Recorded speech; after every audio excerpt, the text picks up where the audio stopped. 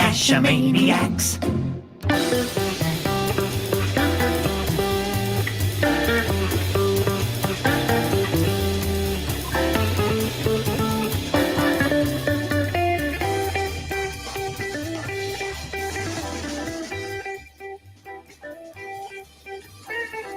Geo Gearheads. Welcome back to the Geo Gearheads, episode 505. I'm Darryl W4, back as usual with Chris on the Northwest to talk about, well, just about anything geocaching adjacent. Adjacent, I like that. Adjacent. Today we are going to talk about adjacent to a geocaching. geocache. It could be anything. Well, you know, we talk about all kinds of geolocation stuff, not necessarily always geocaching. Oh, it's true. Well, I think tonight we're talking about a Star Wars character. No, No, I don't think that's the solo that we've got. Caching Solo isn't one of Han and Leia's children. No. Oh, man, I prepared all wrong then. I don't know if I'll have anything to talk about. Well, it's better than the description I put in for StreamYard, which was caching socially or solo-y. Solo-y, huh? Solo-y. How low? Solo. I was like, you know, the bad dad jokes, you know, just. Yeah. Hey, they're not all bad. Yes, they are. Yeah, they really are, actually. By their very nature. Yeah. Well, you know, we're not here just to talk about bad dad jokes, but, you know, with everything changing lately, at least here in the state of Washington, a lot has changed in the last couple of weeks about wearing masks. Of course, you have to. Thanks, John. He says I'm in good form. See, Darryl, people appreciate me. Well, we didn't say that people don't appreciate bad things. Okay. How do you think 7-Eleven stays in business? Oh, exactly. Or most of the fast food places. Yeah. Sorry, 7-Eleven. You'll never become a sponsor now, will you? Yeah, I didn't think that was happening anyway. Okay. So lots of changes happening here in the state of Washington. Just this past Monday, there's been a new mask mandate. When you're outside, you must wear a mask. Well, I shouldn't say new, reinstated. So obviously the vaccinations that I've received don't work because we're right back to where we were pre-vaccination. It's really weird. Isn't it though?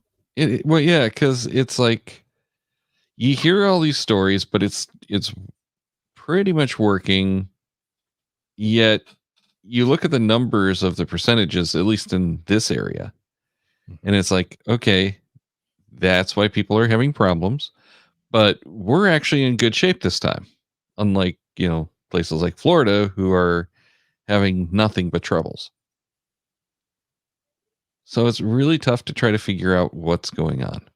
Yeah, but the first event that I had gone to out of lockdown was one of those events where you had to wear the mask when you were, you know, at the event. We had a blast. Mm-hmm. Granted, it's also because we had been locked up for 6 months. Right. So it was the first event that any of us had been to in, you know, probably more than the 6 months. So we had a fun time. We all went caching. You know, we actually did a video on it for the channel because it was just kind of, wow, we're out caching again. This is cool. Yeah, an event. Nice. But to a lot of us, caching is a social activity. Mm-hmm. It's not so much a solo activity. My guess is if you're someone listening to this show, you're one of those among us that's into the social caching. But we also appreciate the solo caching, especially for the wasting time before an appointment. You know, the oops, I arrived half an hour early because traffic was good. When does that ever happen? Pretty much only during COVID. Yeah, during COVID. But, you know, you'll end up somewhere because you're planning on traffic being worse. And now you have half an hour to go find those caches. Mm-hmm. Or, of course, you know, we go out. Yeah. But you go out caching whenever you go on any business trips or anything, and most of the time those kind of things end up solo too. Hmm. So I tend to cache solo quite often. Um, I will go out, just regular times. Now, if I go to an event, I always want to, find a friend and carpool and, do all those together. But my regular everyday caching tends to be solo. I'm just going to go out and find a couple because I've got, a free Saturday. Yeah, it It's doesn't kind matter. of what Just Finding Our Way says: is love Mhm. events, but almost always solo. And then GSM times two. I'm very much into the social aspect of the game, Mhm. but I happen to know he goes caching with his puppy quite a bit. I do know that as well. Yes. Bellagio or Bellagio if you want to spell it out. Yes. Um, But yeah, it's one of those, I like even caching. A lot of people would consider just my wife and I caching mhm. as being solo caching because it's not part of a group outside of my home. And, I like doing that sometimes better than I like doing the solo caching, especially when you're trying to be a little less conspicuous. If you have a big group, it tends to be a little bit obvious that something's going on, but not so much if it's just a couple of people out walking around town or whatever. Right. Though I'm sure we still always look pretty suspicious because we usually have a camera pointing at ourselves. Geocacher Ken says, I'm mostly a solo cacher, do my own thing. So yeah, now when you're out solo caching, well, except maybe here in Washington State, you still have to wear a mask, right? Maybe elsewhere you don't have to wear a mask. You don't intend to run into anybody. It's always good to have one handy. But just about a little over 2 weeks ago, I was in the Tri Cities at the Tri City Geocoin Challenge. I believe this was 2021, was what they called it, not 2020 Redux. Yeah, because then you lose 2021 anyway. That's right. So you don't want to just give up on 2020 or 2021 rather, because you got to have one for this month. Right. And it was all adventures. 40 stops, four adventures with 10 locations for each of the Tri-Cities, each of the four Tri-Cities. See, and that's one of the things is, to me, adventure labs are better in a group. Do you think so? Yeah, not always, but generally, I like doing that kind of stuff in a group. Field puzzles are great that way as well. The virtuals, the earth caches. I like having the group because it's more social. It's the, hey, let's go solve this thing together. Mm-hmm. Granted, it's usually very, very easy. That doesn't really take much effort, but it's still the whole thing of getting talking and joking around Right. with your buddies. Right. So I was in the car with two friends. There were three of us total. Um, you know, early discussion is, is everybody comfortable going maskless? And yes, we all were. So, but that's the discussion you have to have nowadays. Yeah. Yeah. But as for the social versus uh, antisocial aspects of doing things like the adventure labs, yeah, it really does become kind of a party when you're walking around city doing, downtown Mhm. area, doing one of those things. Getting in and out of the car, some of that I really would rather do solo. And that's part of that whole thing is if I have to go in and out of the car, getting, then it's less of a social thing, more of a nuisance thing. Not that it's something you can't do. If it's only like four of you, fine. You get a group bigger than four. Now you're usually talking about more than one car, and yeah, it's not so much fun. However, then you get into power trails. Power trails, I never do solo. That's always a social thing. Yeah. Unless you live in the area and I can knock out, 10 or 20 today and I'll know I'll come back and do some more later. That's not in my opinion, and I realize it's my opinion, that's not the goal of a power trail, right? The power trails is to get hundreds in a day. Yeah, and like geocacher Ken says, if you're doing the power trail, and I'm going to insert words for him, the way it's intended, it's hard to do that solo. Yes. Because the whole thing about doing a power trail is you assign the roles, it's quick in and out. So you have like the driver, the navigator, the runner, and the logger. Right. They're assigned roles that you run with, and you can do it with two people. I've done that many times. You can, but that third person makes a huge difference. So third, fourth, fifth, if you've got a minivan or bus, just get a party bus. 16 of you go out. Yeah, y'all take turns. Yeah, that probably only works on like the ET highway, and that kind of trail, not necessarily driver nice. Yeah, but a lot of the trails that power trails that we've done, it's the like dirt roads, or not even necessarily the dirt roads, but there's not a whole lot of room, and doing the party bus isn't as navigable. Right. So again, it's like choose wisely. Geocacher Ken goes on to say, I can only run through the ditches so many times. And Geocacher Ken, did you notice that I didn't put words in your mouth like Darryl did? This is true. Yeah, he puts words in my mouth too, so don't worry about it. You're in good company. Yes, but my words in your mouth usually are in the script. Yeah, that's true. So you have the chance to edit them. I can choose whether I add those or not. I don't give the folks in the comments over at the right side of our screen here that opportunity. Oh, so you're saying I'm special? You are special. I just not just the kind of special that needs the special bus. The short bus. Speaking of party buses. Yeah, it was like we are just bringing this all the way around in such bad ways. Yeah.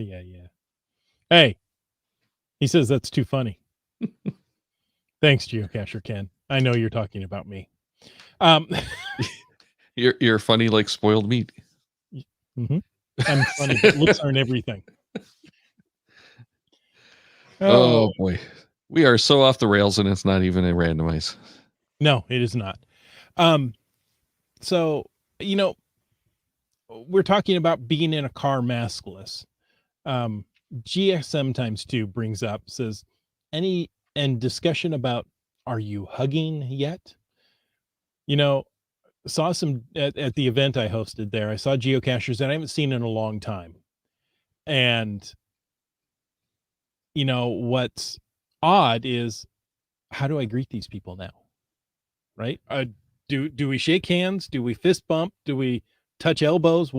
Or do we just, wave from across the plaza? What is the appropriate way to greet people? Is hugging appropriate? I don't know. And I still haven't found a good social way to breach that, of like, hello, I'd like to greet you in some fashion. What fashion are you comfortable with? I'm back to doing some handshaking though. Are you? Yeah, and I'm not talking so much at geocaching events, because we haven't been to one in a while. But the vendors are coming by again. I'm working with contractors and whatnot. So these are generally people that I'm working with in fairly close quarters, whether it just be walking around the warehouse, pointing out the work that needs to be done, or reviewing it, whatever. You're right there next to them. We tend not to wear the masks in those kind of situations most of the time, especially because that warehouse has been like 130 degrees at times when we were walking through it. But kill anything, including your contractors. Yeah. So, we tend to be a little bit like, we're already at that point anyway. Just who cares? Right. But that's your opinion, Darryl. And I'm not trying to downplay that.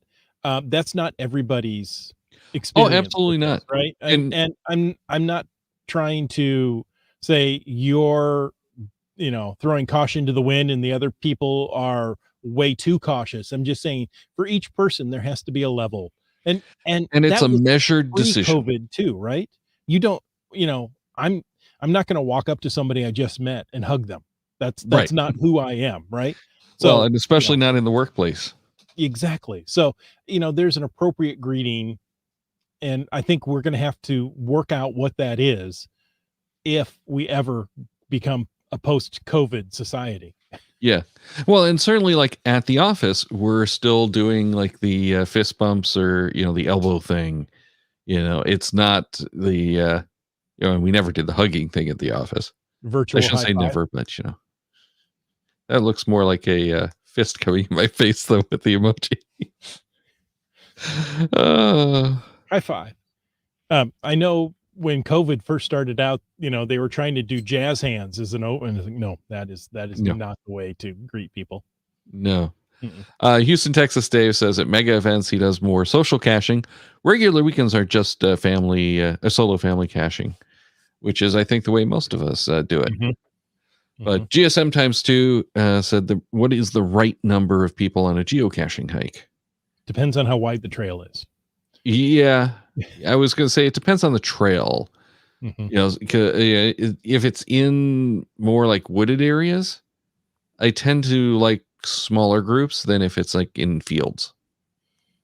Yeah, even, it depends, right? You tend to pair off or go into 3, 4 groups of 3 and 4 when you're hiking and walking around. It depends, like, again, how wide the trail is, right? If it's a single file trail, there isn't a lot of conversation. You can have a No. little bit of conversation with the person, whose back you're looking at. You can ask them about, "Oh, where did you get that nice looking backpack that I've been staring at for the last half hour?" Um, or, you can try to yell so the person behind you can hear you. But if you can walk 2 and 3 abreast, you can get some really good conversations going. Right. And when we're in those fields, it tends, at least out here, to not be as noisy as if you're going through the more wooded areas. You're not stepping on the sticks and breaking those. You don't have the rustling of the leaves, and the trails do tend to be wider. Mm-hmm. So it's kind of one of those. Yeah, it really depends on what it is, and also what kind of caches I'm hunting. If this is going to be a gadget cache trail, I want a smaller group. No more than about 6. Mm-hmm. Because you all want to be able to get in and experience that hide. And even about 6, depending on the type of hides, they can get a Could little be bit too tough much. to see. Yeah. Which is, again, But one of those if it's kind of more fun with the small, intimate group. Mhm. The family style couples kind of thing. That's really ideal for doing a lot of those gadget caches. But if it's a longer hike to an ammo can, say one of the older cache hides, right? Mm-hmm. You can do 12 people and that works out quite well. You can all have a turn at it. Yeah, and There's night caching is another one where bigger groups, I think, are more fun. Mhm.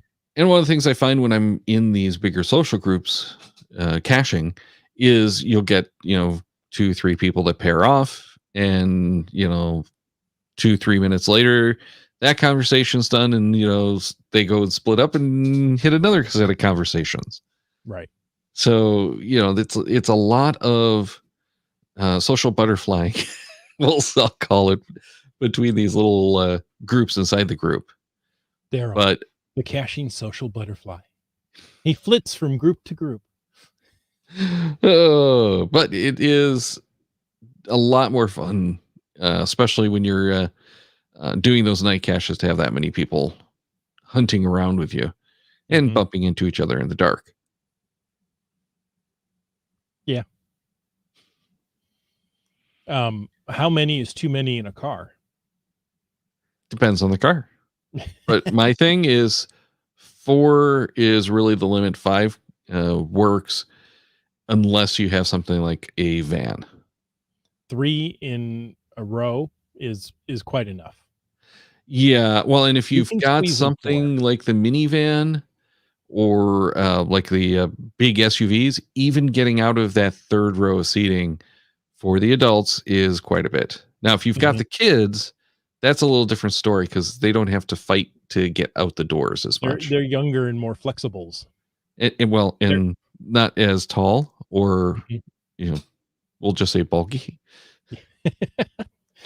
they're closer to the ground, and getting up is not as hard. That too.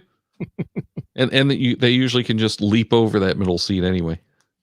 Darryl, that reminds me, not too long ago, I was talking with my brother, and he mentioned, one of his first cars was a VW Bug, and my sister and I, when all the family would pack in, we would go all the way back to the cubby in the back window, right?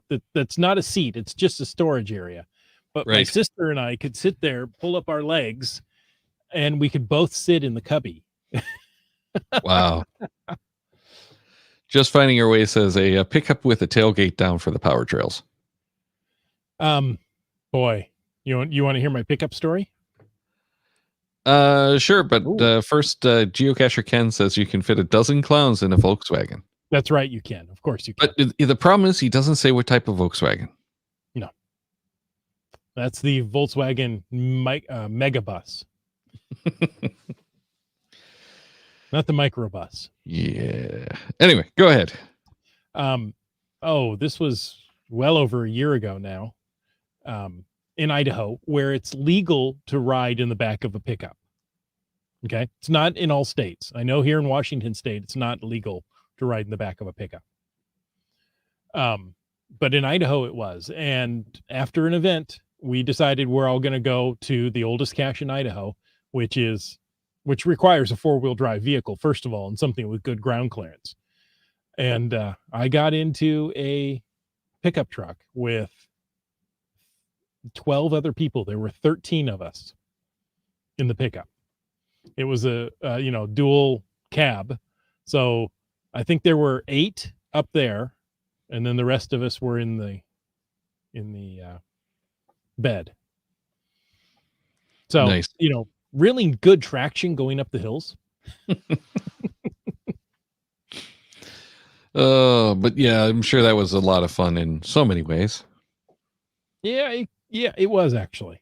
Oh yeah, no. I wasn't trying to be facetious about that one. That's one of those things you just tend to remember. Yes, because it's absolutely insane that you're doing it, and everyone loved probably almost every minute of it. Yep. And it's been a long time since I've been in the back of a pickup.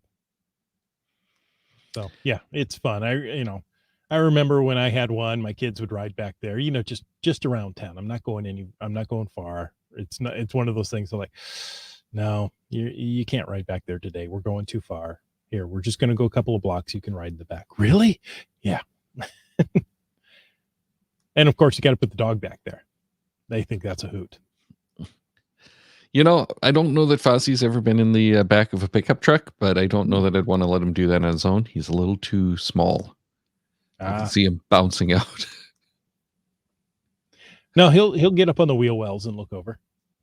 Yeah, and then bounce out. Oh. Well, there's that. Well, it depends, I guess, on what the road surface is that you're traveling. But yeah, pick up with tailgate down. That's great for power trails, right? Because you can just sit on the tailgate, jump off, grab it, come back. So yeah, that may work better than a SUV minivan with the side door open. Yeah.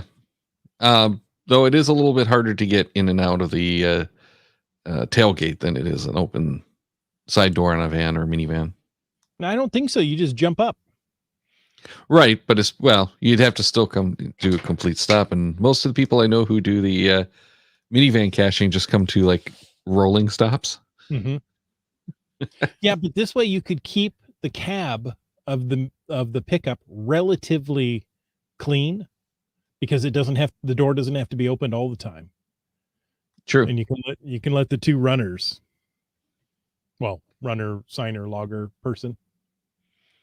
GSM times 2 asked about the leash for your dogs when they're in the back of a pickup truck, and in California, apparently you have to do that. I'm pretty sure you have to do that here in Michigan, and Michigan does not allow people to ride in the back of a pickup truck anymore. Yeah, I mean, can you imagine getting rear-ended with people in the back of your pickup? That's just I don't even want to think about it. I remember when that all happened here in Michigan.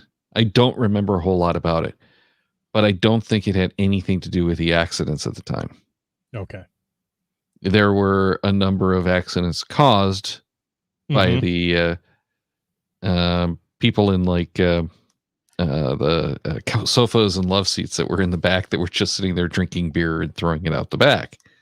And I seem to remember, and I don't remember it very well, but I seem to remember that it wasn't illegal to have alcohol in the back of the pickup truck at the time and consuming it because it's outside of the vehicle's passenger compartment. Yikes. GSM times 2 wants to know, what was that little truck that had seats in the bed? That was the Subaru Brat. I loved that vehicle. It was a small SUV without, it was like a station wagon without the cover on the back of the wagon. I was going to say that thing was really more of a wagon where they just turned it into a pickup truck. Yeah. It wasn't the only one like that, though. And there were seats, and there were 2 handles on each seat. Mm-hmm. And it had that funny tailgate option with the, for the bigger objects with the, tubular bent steel that, like everyone has now. Mm-hmm. How cool. Speaking of which, I'm pretty excited about the Ford Maverick. I still got to actually, see and experience one. Is that the electric pickup? No, this is a hybrid pickup, but it's a small compact pickup. Oh, I haven't seen that.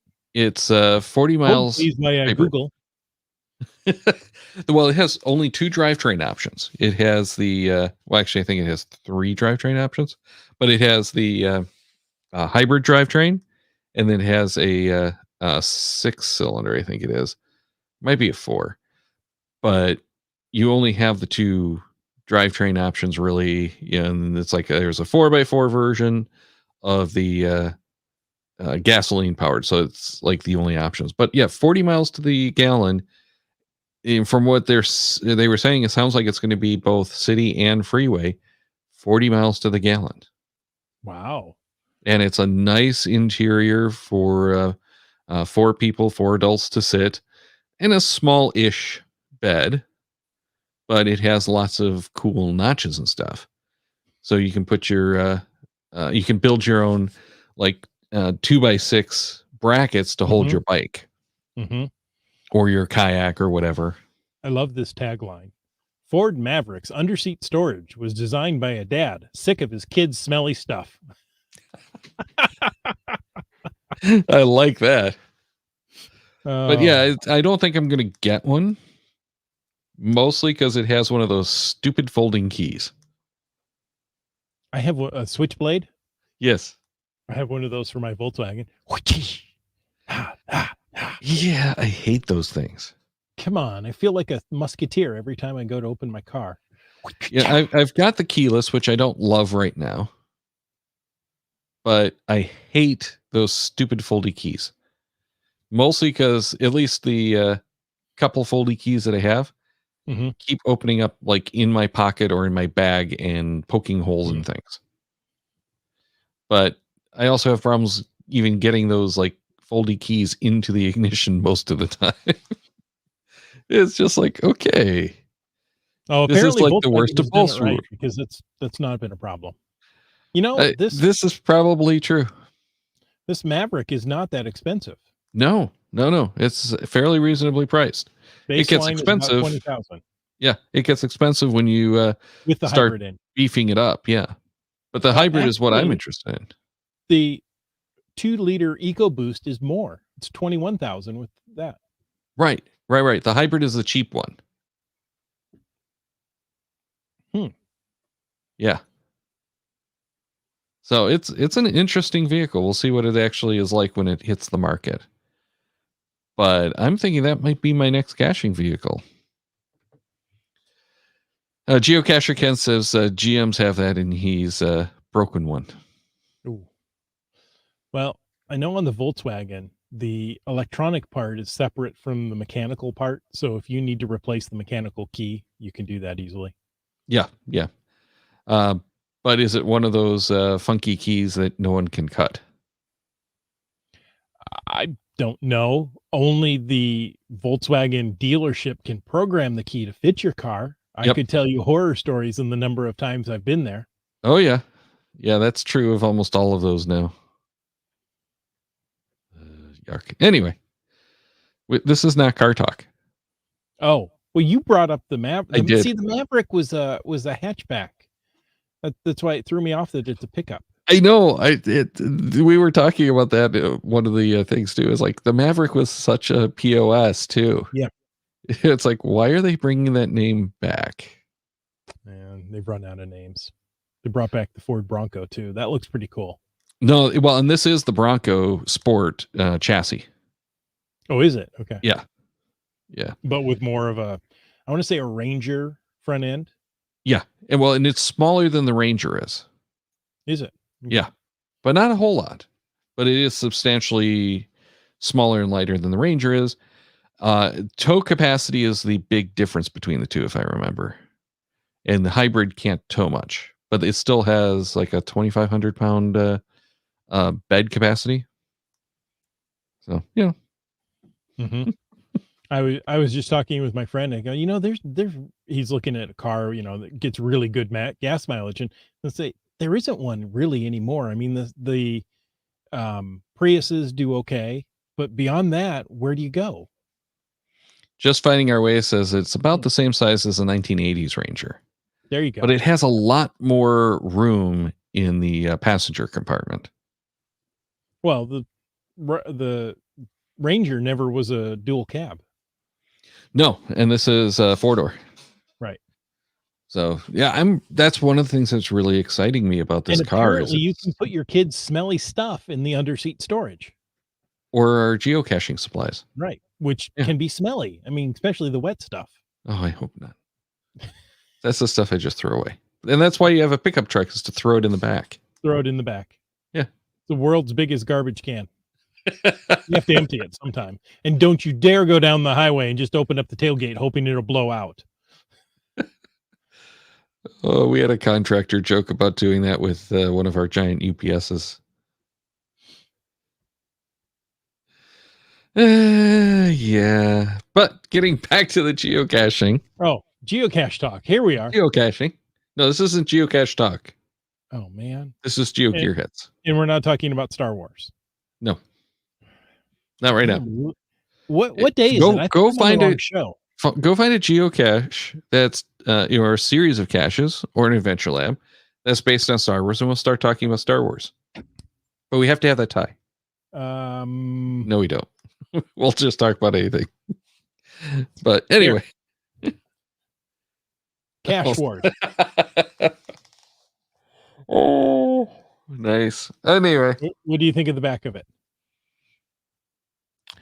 Oh, wait a minute. On target. I was going to say, what color is that? Because it's keying out in your thing.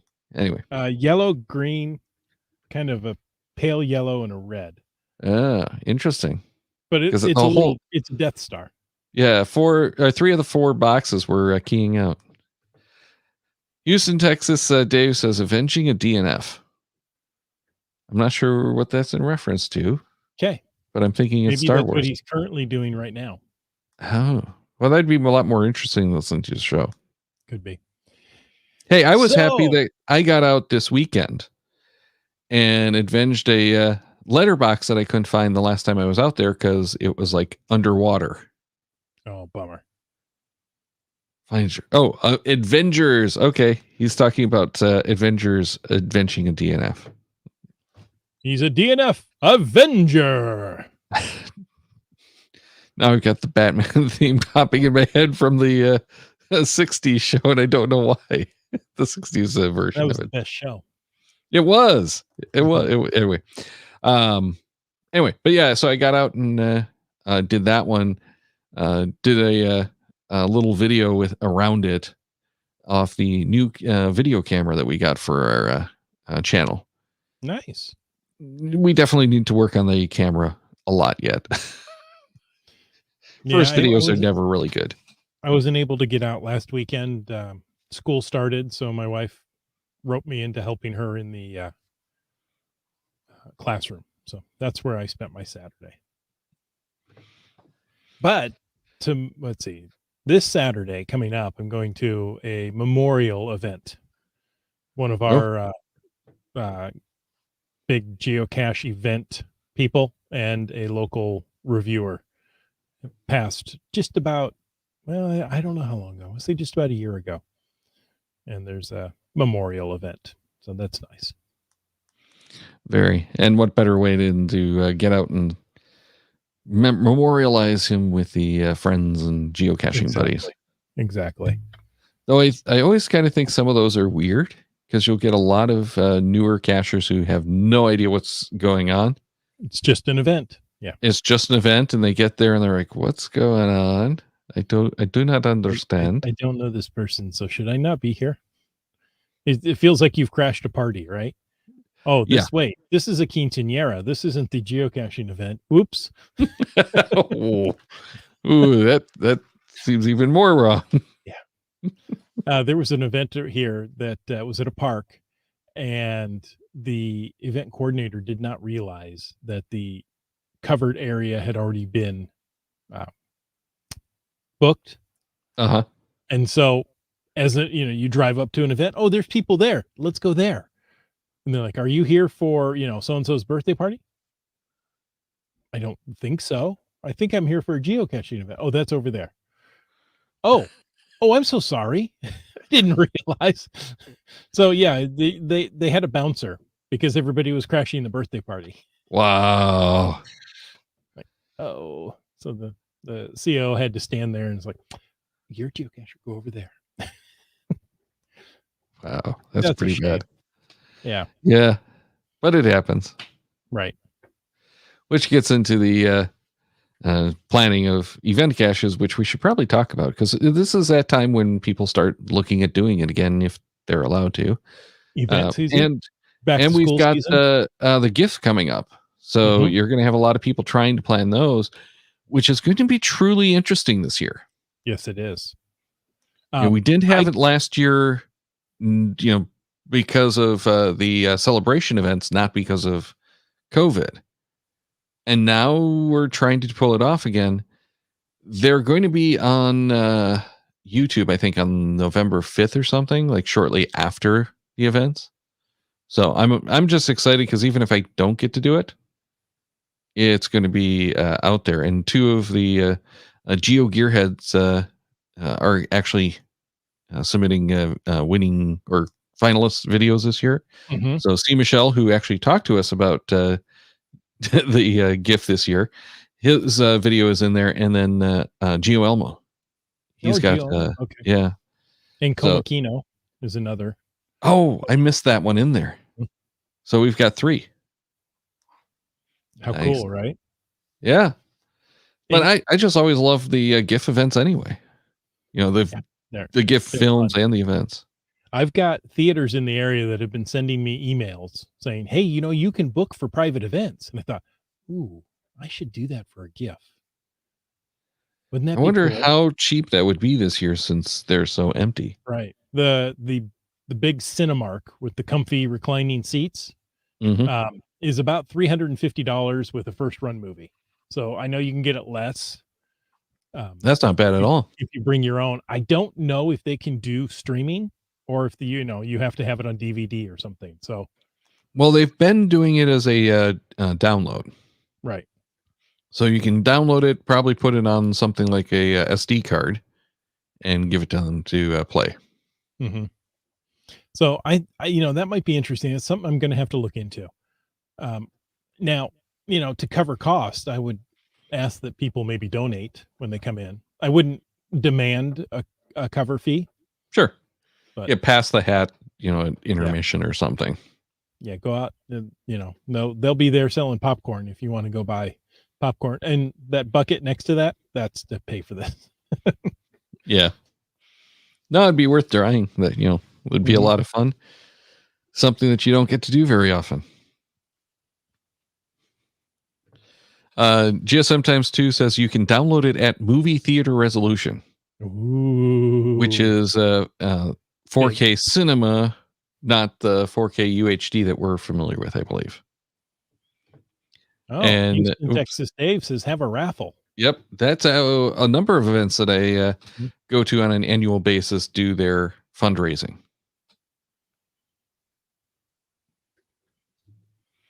That's interesting. Yeah, I'm looking forward to the GIF event, and about a month from now, not quite, we've got the lackey who's actually responsible for the GIF this year that will be coming on to do a show with us. That should be Ari 54321.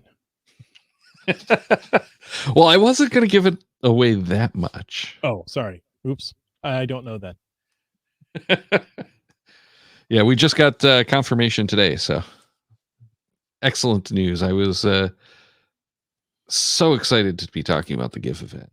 You know, after a year off, I think everyone's ready for one. Yes. And you know, I've gone up to the HQ GIF event for a couple of years now. And it's nice. They have a little theater in the area that they rent out, and you know, you have to reserve because there's only so many spots, right? So you have to respond, and they keep a running list of when they reach capacity, that's it, they're done.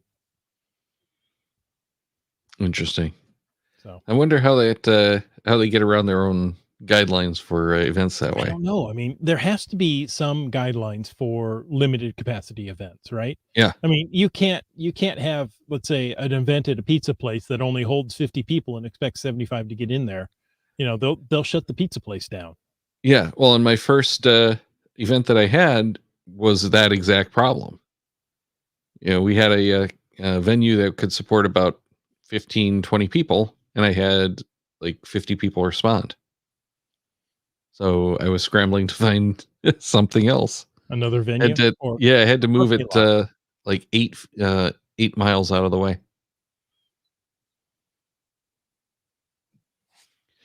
Just Finding Our Way says it's the venue capacity, not the event host limitation.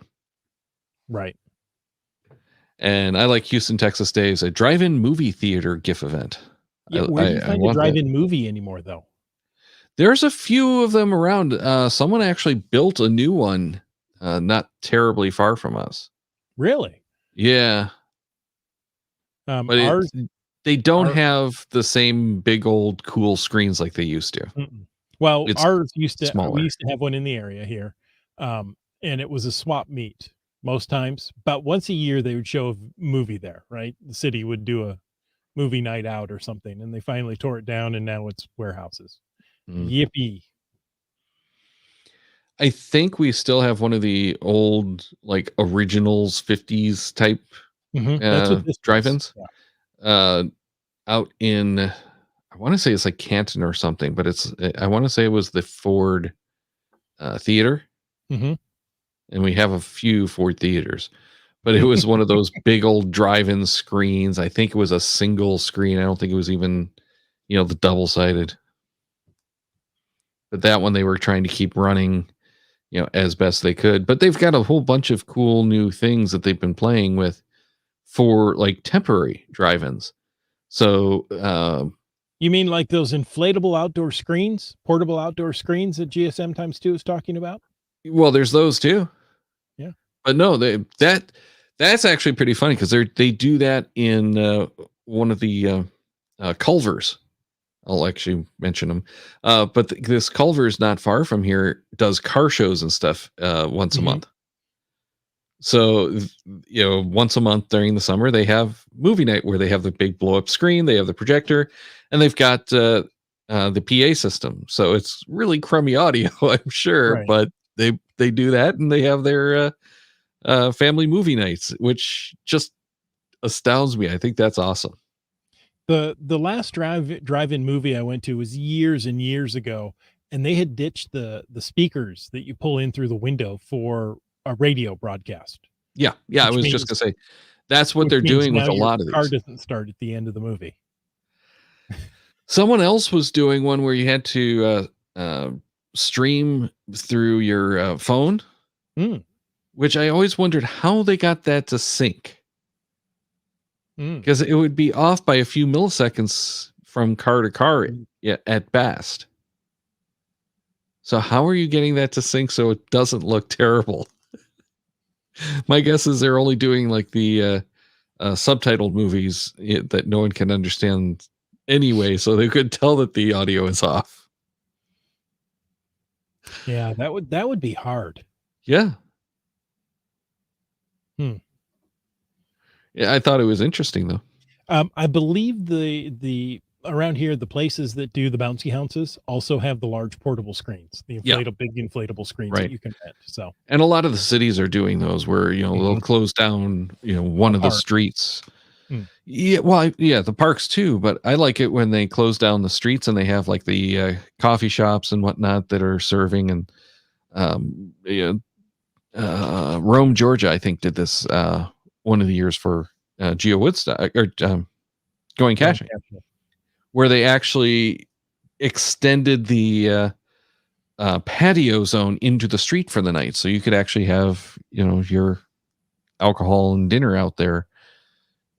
So it made it a little bit more like a cabaret. Oh, come to the cabaret, my friends. Yeah, you know what? We are so far off of our subject, though. Well, no, this is events. This is the social. Oh, this is true. Yes. Okay.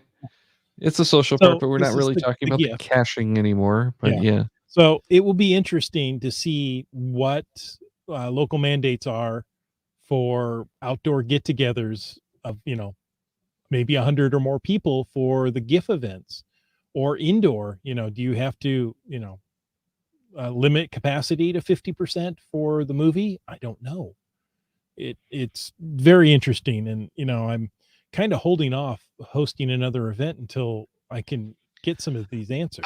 I've got my community celebration event that I'm still sitting on, and I'm just so afraid to list it because it's probably going to get pulled. Right. And I keep saying that now. We've been in pretty decent shape in Michigan and not seeing most of the restrictions. So am I just being over paranoid? Yes. Next. Okay. All right. Well, if that's the case, why don't we wrap this up? And we do we have... should have wrapped it up a while ago if you're that paranoid. Yeah, we do have to thank our patrons for support of the show.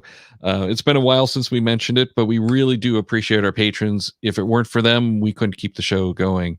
The financial support that they provide helps us pay all of these little and not so little bills that come in from time to time to keep the show running. That's right. And until next week, you, right there in the car. Don't worry about stopping. I'm not going to make you write anything down, but you need to check out the Cachamaniacs website at cachamaniacs.com for more on the Geo Gearheads, including show notes for this and all of our episodes. We love hearing from our listeners, so leave us feedback by emailing geogearheads@cachamaniacs.com or through the many channels of social media. Your support helps keep the Cachamaniac shows coming. Please consider becoming a patron through the link on our website to support the Cachamaniac shows. Geo Gearheads is produced by Chris Umfenauer and Darryl Wattenberg. The show's copyright 2021 by Darryl Wattenberg. All rights reserved.